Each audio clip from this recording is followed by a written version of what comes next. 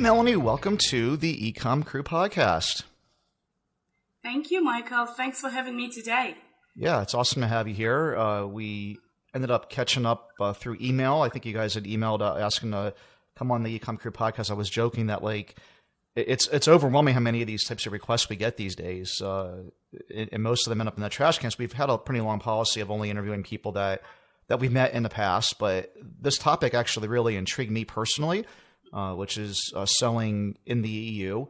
Something that we've done in the past ourselves. And when we sold Color It and the account that we had set up for the EU, I was happy to run away as fast as I could from doing that, because it just the struggles of getting the inventory there and the compliance and all those things just kind of outweighed the effort. And I'm thinking maybe I was doing things all wrong. And so having someone that specializes in this and can talk about this at length to come on the podcast might convince me to give it another try, or others out there to give it a shot. So thank you for coming on and agreeing to chat about this. We really appreciate it. Before we get digging in it too far, maybe just take a minute to introduce yourself and let everybody know who you are and what you do.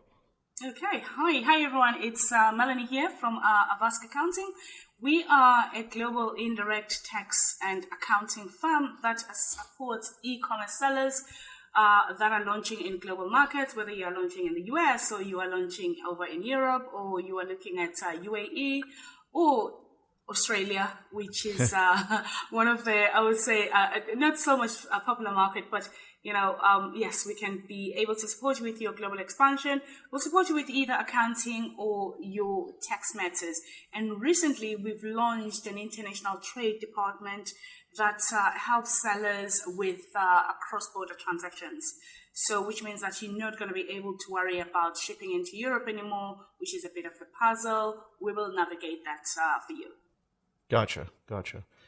Cool. So I guess starting from ground zero, if someone's out there listening, they have a successful FBA business in the United States, they're thinking of going to the EU. What are some myths, the things that keep them from wanting to do it that aren't true? Yeah. Okay. So I think one of the biggest one, it's language. When you think of Europe, most of the sellers that I've seen, they've actually come through via the UK. They think, well, I can speak English, and it means that I'm going to be able to launch without a problem. So I'll just concentrate on launching only in the UK. Before they know it, there is Germany, which is a big market. And of course, in Germany, they speak German. There's the French market, there's Italian, there is the Spanish. So all of a sudden, you've got all these languages and you're thinking, this is now going to get very complicated. I'll still stick to the UK.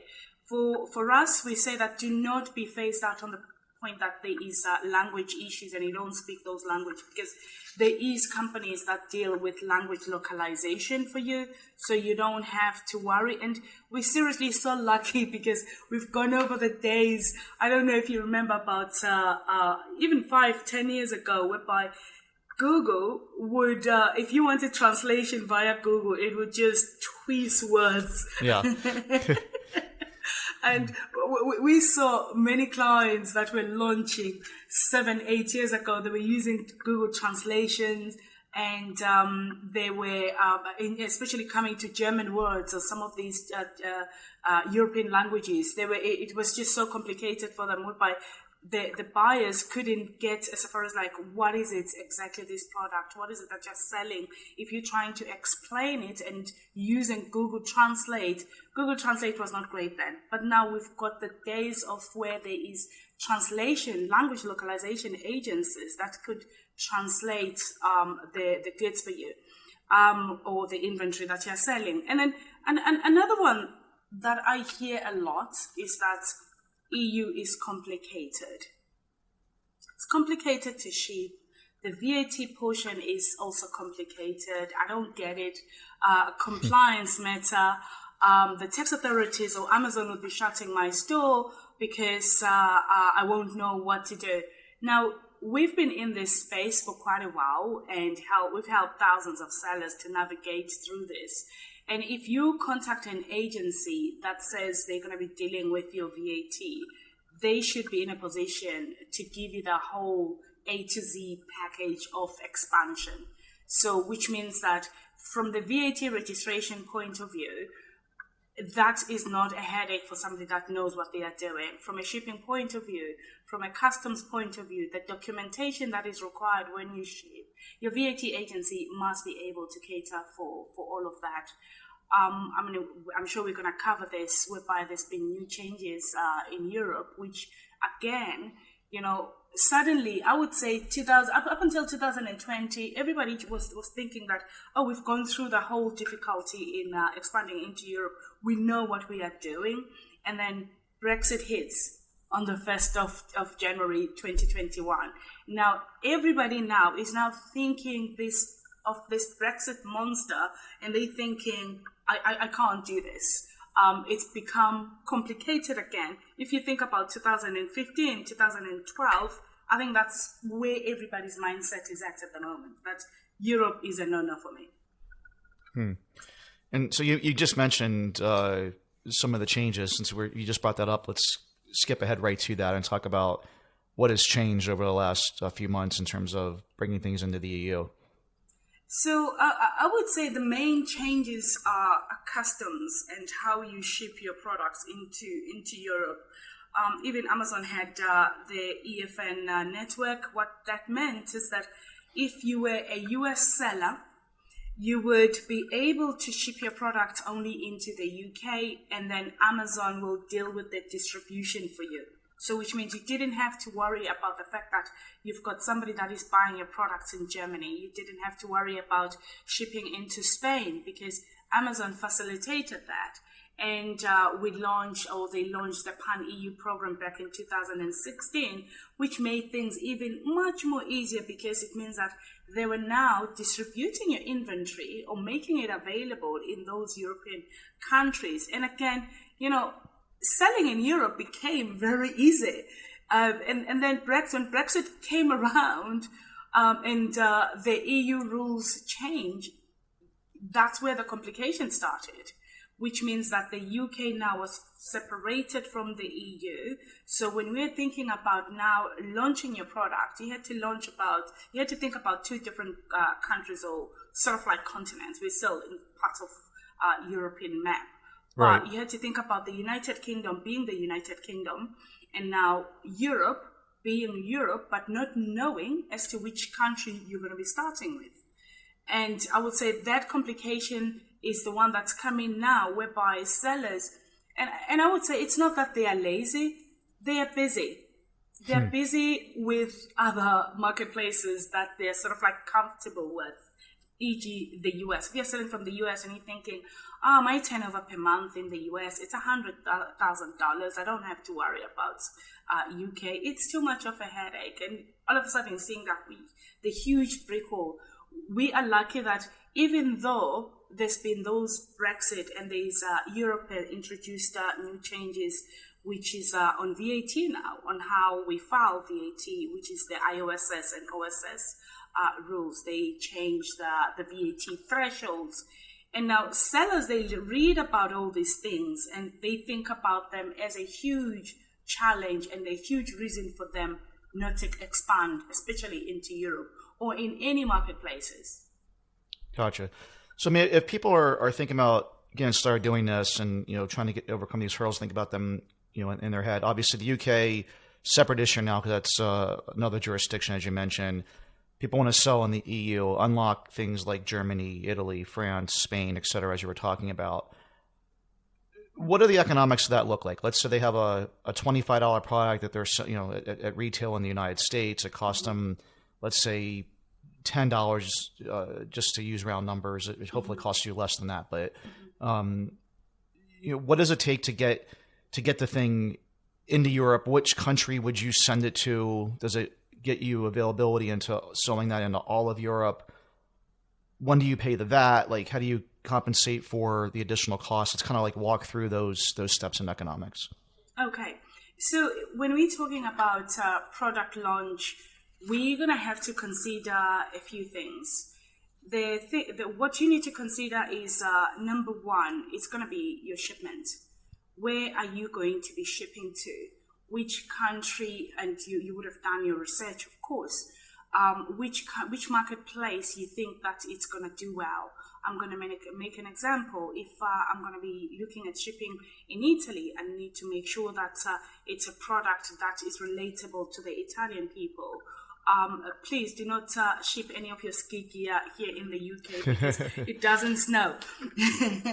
So don't think that you're going to be you're going to be sailing down the Snowdonia mountain, because that's not going to happen. So you have to think about from a geography point of view, which product sells well where. If you're going to be talking about sailing, think about seasonality. It's summer in Europe, it's winter in Australia, say for instance, or it's summer in the US. Can I actually move my products around the continent? And then if you have that product that you think that it's gonna fit in well with the EU marketplace and also the seasons, then you need to think about shipping, which we will be able to support you with that. You need to think about the documentation. You need to think about VAT. If you're shipping, let's say, larger products that are more than $20 or $10, now you need to think about a third-party warehouse. And you may just want to cut the third-party warehouse and go straight into your shipping and your VAT matters. So you've got an agency that is going to be supporting with your VAT, and you've got an agency that is going to support you with your shipment.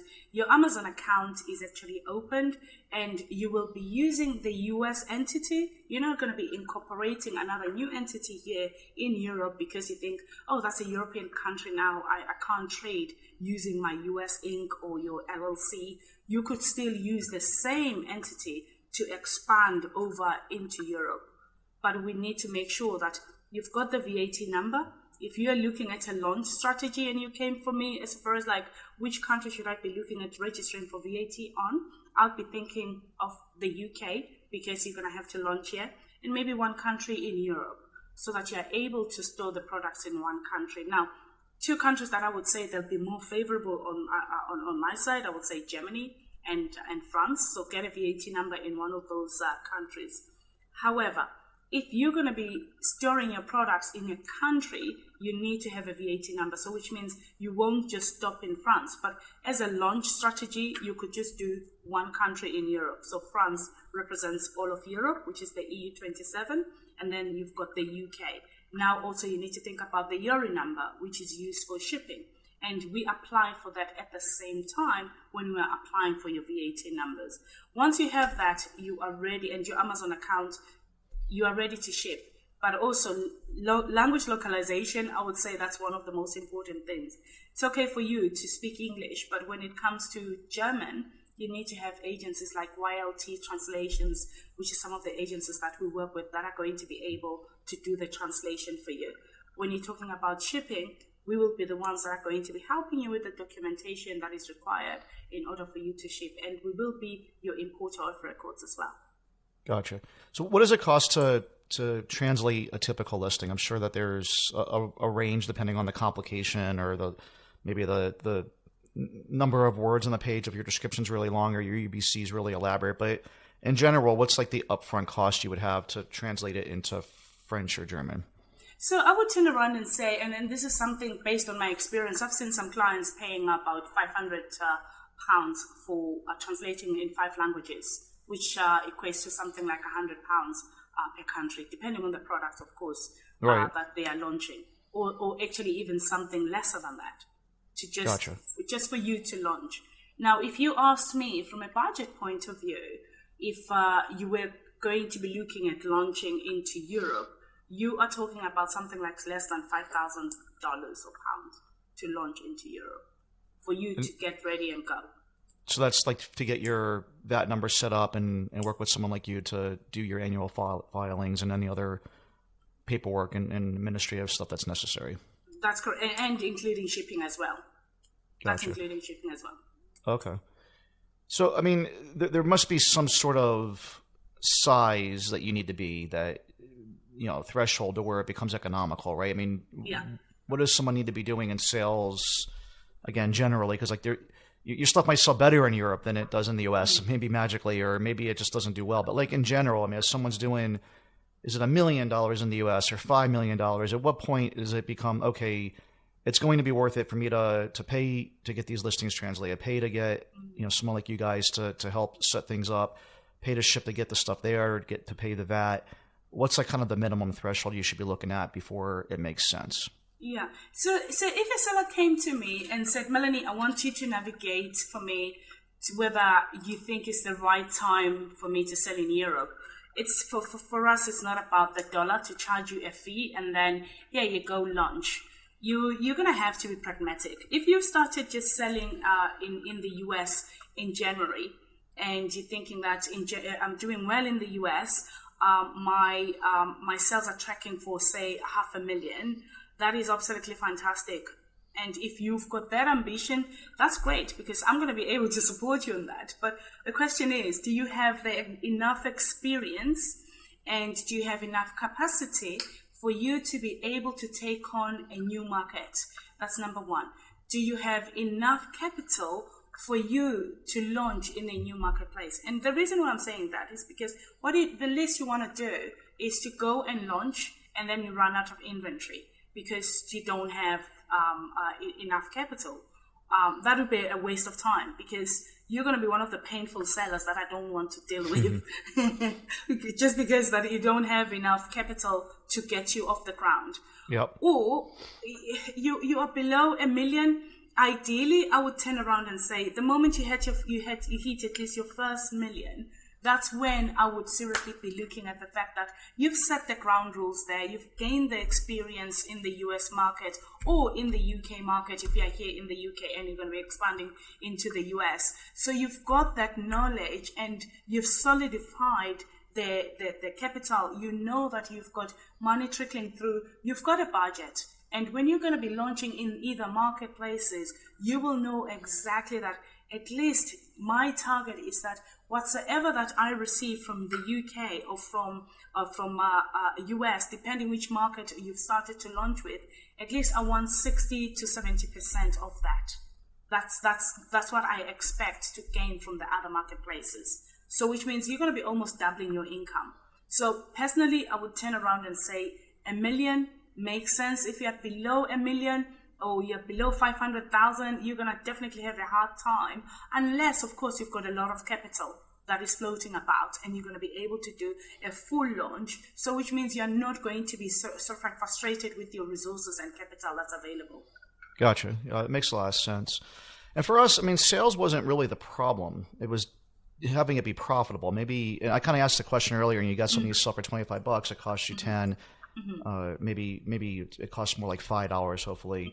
But whatever the numbers are, by the time we paid to ship product from the United States, basically a second time because it was coming from China first, ship it then to the UK or to the EU, pay the VAT up front. Like I'm trying to remember the process. I think we got that money back eventually.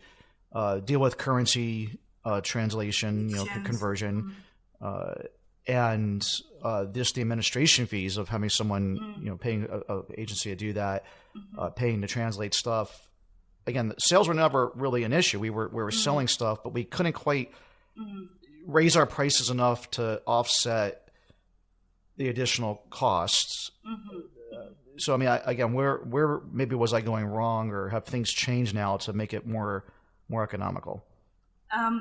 So nothing has changed except for the fact that it's your accounting now and bookkeeping skills that needs to come into play, right, where you need to make sure that you've got a proper cost analysis. And you're actually talking about something, or you mentioned something that is very ever so important that most people, they actually miss out.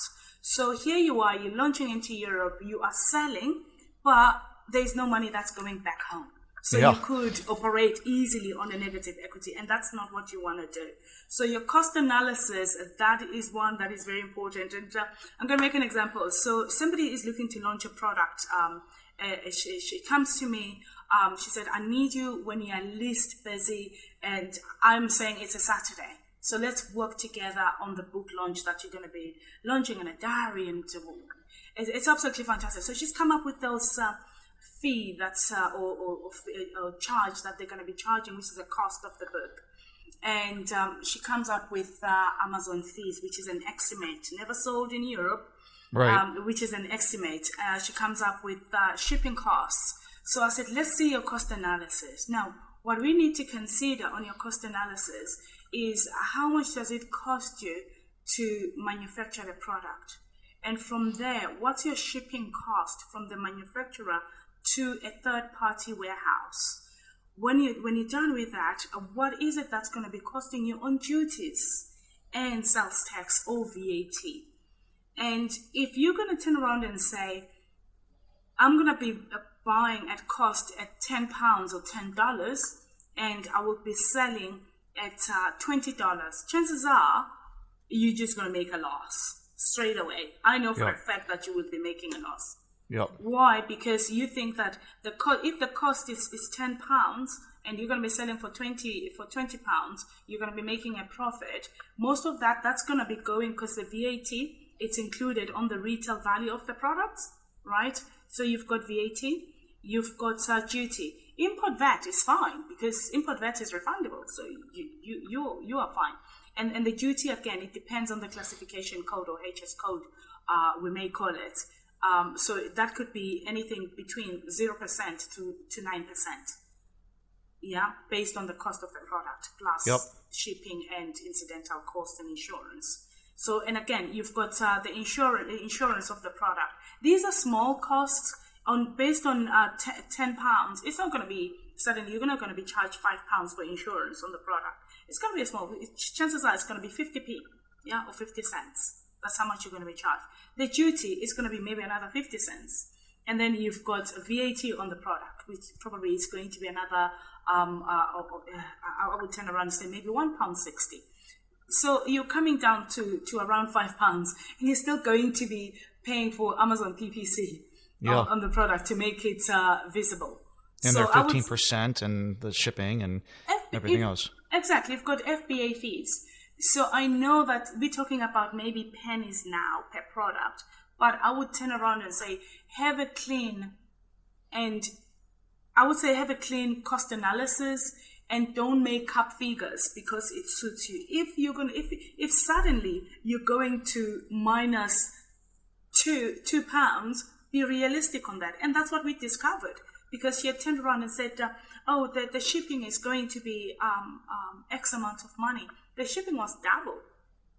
So, which means she was so much in love with the product that she was looking to launch that she actually forgot the fact that there are real costs here. When now you're talking about launch, you're talking about real costs. Yeah. I would rather you overinflate them by 10% or 20% of what you think it's going to be, rather than underestimate that. And you know what? The launch didn't happen. It crashed and burned. Why? She was angry. She was angry for the fact that we had given her the real situation, which she wasn't expecting. And that's somebody's dreams that have been crushed because she'll never launch that product. So what do? You need to compare as well with other sellers. That if you're turning around and say, I'm going to be launching this bottle of still water, if it's on sale on Amazon for $10, you can't turn around and say, once you've done the costing, it comes to the point whereby it's $20, then you're going to launch yours at $20, unless it's going to be bringing forth something that is totally different. So suddenly I'm just going to be looking at it, it's going to jump in my mouth and I'm going to start drinking it. That's unique, isn't it? It doesn't happen. So you need to make sure that, honestly, you are realistic, but compare with other products as well, as far as like how much are they launching, selling for, and the quality that is there, and just be real. Yeah, absolutely. I mean, and the same thing applies in our market over here in the U.S. And we talk to people about this all the time. I mean, it costs. You buy something for $10 and sell it for $20, you're going to lose money. I mean, by the time you add in Amazon's fees and other true costs, because that's not probably your true landed cost. There's other things that you don't think about. Really, you got to be buying something for 10 and selling it for at least 30, but realistically more like 40 to have a good profitable business. And same thing goes here. Yeah.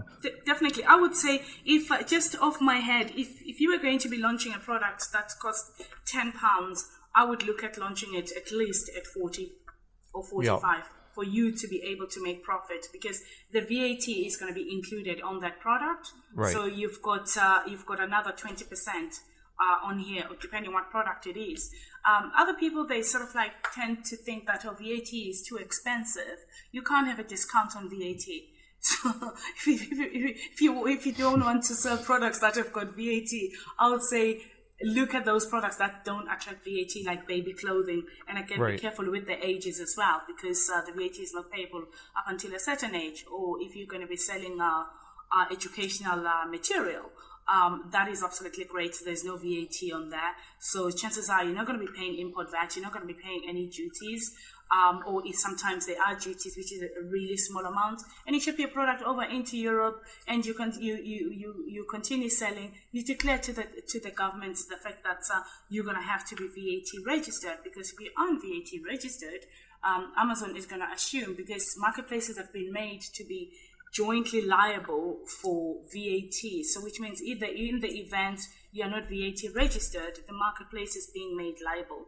So they don't want to do that. So chances are, if you're not VAT registered, they're going to shut down your account and assume that you don't want to be compliant. Yet your product actually doesn't need to be VAT registered.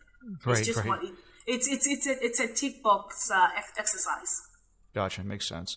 And just for people out there that are like me, before I traveled to Europe and never heard of VAT or sold on any marketplaces over there, it stands for value-added tax. And the simplest way I can put it is it's kind of like a national sales tax. Instead of having individual states with all their crazy numbers, it's a national sales tax is probably the best way to put it. I mean, it's not exactly that, but and that number is collected on everything that's sold except for certain categories. As you mentioned, there's like basically a thought is like, you don't want to charge new parents that are struggling to support their family for baby clothing, for instance. And so they, who knows, the good lobbying happens over in the UK as well. And some of these categories get X'd out, and obviously people that sell baby clothing are thrilled. But for the most part, almost everything that's sold in Europe really has a VAT. Most countries have adopted this model over there. So at least that way people that are wondering what we're talking about at least now know. Okay, so going back through this example, just trying to like nail some concrete things down, because this is the way that I think, at least. I think a lot of people out there are thinking a similar way. Let's use the UK as the example. Again, that product that cost you $10 here, that's your cost. You now got to get it over to the UK and prep it to sell. What percentage, in terms of additional costs, when you add up all the other things, are you going to pay? What's your landed cost in the UK going to be, like in US dollars, by the time you get ready to sell? So I would say the cost that you're going to be looking at, it's going to be your shipping cost. Now, the bigger the shipment you do, the better.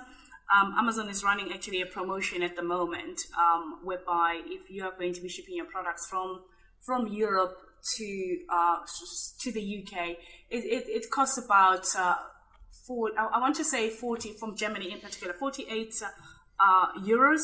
Now Amazon is subsidizing that, which is absolutely fantastic, because they're subsidizing at least 70% of that cost. But if they were not subsidizing that, a parcel which is up to 23 kg, that's how much it actually costs. So which means if you're selling, say for instance, cards in little boxes, you'll be winning, because the shipping costs between the two countries, it's not a lot. But if you're selling bulky products like 2 liters of water at a time, that is heavy. You're gonna carry I would say lesser numbers of 2 liters of water than if you're selling sort of like cards. So you need to consider the fact that you've got your shipping costs, and shipping costs have actually increased over the period. As you know, there's been such a trouble, especially from goods that are coming through from China into the US and also into the UK. So suddenly, where people could actually ship a 40-foot container for about, I would say $3,000 or £4,000, they're now paying something like $8,000, $10,000. In some Yeah. instances, I've seen some sellers' invoices whereby they pay $12,000 on a 40-foot container. This is crazy. Yeah. It's crazy figures. So you need to consider that. But how I look at it is that everybody is in the same game with shipping. The only people that are going to be suffering with this is us, the shoppers that are buying the product. So you would expect that sellers we will see the prices now starting to increase. I would say especially next year, we will see prices starting to increase. But how I'm looking at things is that the VAT used to give people an unfair competition whereby you will be registered to sell in Europe and I wouldn't be registered to sell in Europe, which means that I would have a competitive advantage of selling my product 20% less because you are registered and I'm not. Whereas today, where marketplaces are being required to have sellers that are registered for VAT, it means that the game is becoming more fairer. So, which means from a selling point or shipping point of view, if we are charged almost the same amount of shipping costs, unless you are the greatest negotiator with your shipping company, then it means that we're all going to be playing on the same level field here. Yeah. Which is, I wish we could do the same in the U.S. It's tough because, like, people from China or other parts of the world, like they're ignoring a lot of the U.S. laws and sales tax requirements or other compliance requirements, and if they get shut down, they just create another account and start over. Europe's a little bit more strict about that, which is great. Definitely, I would say that we saw a lot of individuals that were not selling legally on the market fall off the radar very fast, just because it became a bit fairer. And I would say the people that have been resilient to stay in the market, those are the ones that I would say they will be successful. And again, for the people that are in the US today, you don't have to reinvent the wheel. If you're already successful, this is where the opportunity comes in. Where there is the stricter rules, they are good from a seller's point of view, especially the one that wants to be fully compliant. Yeah, absolutely. Cool. So I want to be respectful of your time. We're already running a couple minutes late, but I did want to ask one last question. What are the annual compliance requirements? It's like someone's listening to this, they're like, okay, I'm ready to start selling in the UK, selling in Europe, whatever it is, but they're worried about the annual cost or compliance requirements, the documentation has to be done. What is it that has to be done, and what does it cost to do that? Okay, so before you launch, I would turn around and say we need to get you VAT registered. For you to be VAT registered, we'll need your private information, of course, like as part of our KYC and also that government requirement. We need a photo ID, we need a utility bill, we need a proof of certificate of organization, and then we will get you VAT registered. Anybody that's coming through via EcomCrew, they will get free VAT registration, which is great. It's usually $250 pounds per country. So they will get it for free. And then it comes the point of filing. So for filing, we file VAT returns on a monthly basis and also in a quarterly basis. We're lucky here in the UK, it's on a quarterly basis. So, which means that we'll have to file your VAT returns, and that is us. We've got our software it's got a direct API with Amazon, so we extrapolate the data via our software. So you don't have to give us any reports unless you were shipping. So we would want to see those reports so that we'll be able to claim any import VAT that is there. The duties on the invoices, they're not reclaimable. It's only just the import VAT that is reclaimable, and we'll do that at the end of each quarter. And then if you look at the filing ranges from anything between £800 to £1,200. That is per country, per year. The more countries you take on, let's say if you're going to be launching under the Pan-European program, which is seeing at least a minimum of 7 countries, that would be 4,950. But I would say that if you are launching for the first time in Europe, maybe let's take it easy. Let's get your VAT registered in the UK and also Germany and France. So let's do 2 countries in Europe. We store the inventory there. And the reason why I choose these 2 countries in Europe, France and Germany, is because they are one of the biggest marketplaces. But also, if you're going to be VAT registered in those 2 countries, you're going to be selling via Amazon. I would turn around and say, start looking at the local marketplaces, because in some of them, Amazon fulfills for e.g. seat discount. So launch under seat discount, which is a French platform, right? Your products will be available on Amazon anyway. The products will be available in France as well. So look at Germany as well. Launch on Amazon, but double up and launch on Real DE, say for instance, which again, it's a local platform. That's you doubling up with in those countries. So for me, I would turn around and say that would be my launch strategy. When you're in the UK, Amazon in the UK is huge, and I think everybody embraces it. If your product is available on eBay and you feel like maybe you should be launching on eBay at the same time, do that. But I would turn around in the UK, I would concentrate on Amazon. On the other countries in Europe, I've got sellers that have launched from the US. They've launched in France and in Germany, and I've said launch on Seat Discount. Seat Discount is a fantastic platform. If you grew up in France, you will know Seat Discount. So you've got the Europeans are sort of like passionate about marketplaces that right. are owned by I would say locals. I'm gonna make Allegro in Poland. It is a Polish platform, and the Polish, they would rather buy on Allegro than Amazon, Amazon is new in Poland, even though there's always been a marketplaces there. And another thing that I would say is that we are seeing Amazon opening more marketplaces, so which means suddenly it's becoming more and more attractive to launch in Europe, because it's unlike those days when I think you first launched, whereby we had only 5 marketplaces then that were available. There is more and more now. There's the Netherlands, there is Sweden, there is Poland, and I think I wouldn't be surprised by 2025 the whole of Europe will have Amazon platforms. Yeah, makes sense. I mean, Amazon's everywhere. Exactly. But also you look at German sales and you're thinking, German sales, they're so big, they're higher than the UK. It's because there is the countries like Austria, there's Brussels, they speak German, so they go and buy on the German platform. That's why that you're going to see that more and more. And if you think about Europe, the border that's going to be available, it's the border between UK and Europe. The moment you're in Europe, it's borderless. So which means you can travel anywhere. So there's free circulation and movement of goods, and people drive from one place to another very, very easy. Yep. If you look at Bruges is closer to some parts of France. So which means you can buy on the French platform, and your product could be shipped into Bruges or Brussels. So that's I would say I would take advantage of the fact that Europe is open, the population as well is almost it's almost double than that of US, which is over 720 million. Yeah, definitely.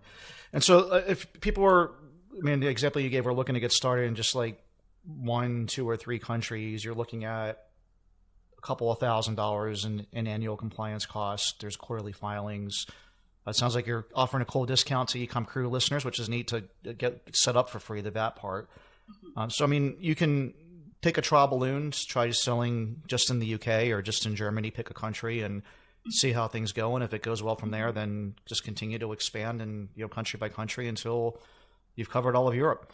No, absolutely. And I mentioned that launch with the 2 countries, but I'm not discounting the fact that you must do your language localization in all the other countries, that you're not going to have your products, because Amazon is going to be able to transfer the inventory or actually ship the product to the country where the seller is actually located. So which means even if you store in those 2 countries, Germany and France, and somebody buys your products from Spain, Amazon will be able to ship there as long as you've got your language localization. Cool. Excellent. So people are interested in getting started doing this. How do they reach out to you and get started? Yeah. So if anybody is keen to talk to me directly, I would turn around and say I'm happy to talk to anybody that just wants to have feelers to see as far as like how things are going to go. My email is melanie@avaskgroup.com, or you can actually copy our expansion inbox, which is expansion@avaskgroup.com. And that's AVASK. For those of you driving down the road trying to figure that out. Yes. And we'll put all those links in the show notes, and mention also the fact that there's that free VAT registration for EcomCrew listeners. This was not a paid podcast, paid promotion, no affiliate deals or anything. I always like to disclose all this stuff. We just thought it would be an interesting topic to have. We appreciate the discount to EcomCrew listeners, but I always want to make sure that we're as transparent as we can be when we have paid promotion or affiliate deal. That was not the case here. Just again, something I'm interested in. I think that things are getting more and more competitive in the U.S. and we're always looking for opportunity. And so Europe is definitely one of those things on the radar. So definitely reach out to Melanie. Melanie, thank you so much for coming on and talking and giving us your time today. I know it's late over there in the UK. I'm recording this at Pacific time. So let's see, that's like something like 9 hours, I think, or something time change, or 6 hours, 7 hours, something like that. But anyway, I know it's late. Appreciate your time and have a great day. No, thank you. Thank you for having me, Michael. Absolutely lovely talking to you. And of course, I'd love you to be my project for launching into Europe. We could do a case study. Exactly. Mike Jackness does Europe again. Exactly, and we will record the whole journey. Yeah, that could be very interesting. With the cool case study. Brilliant. Awesome. Thanks, Melanie. Thank you. Thank you very much. Thank you. Take care.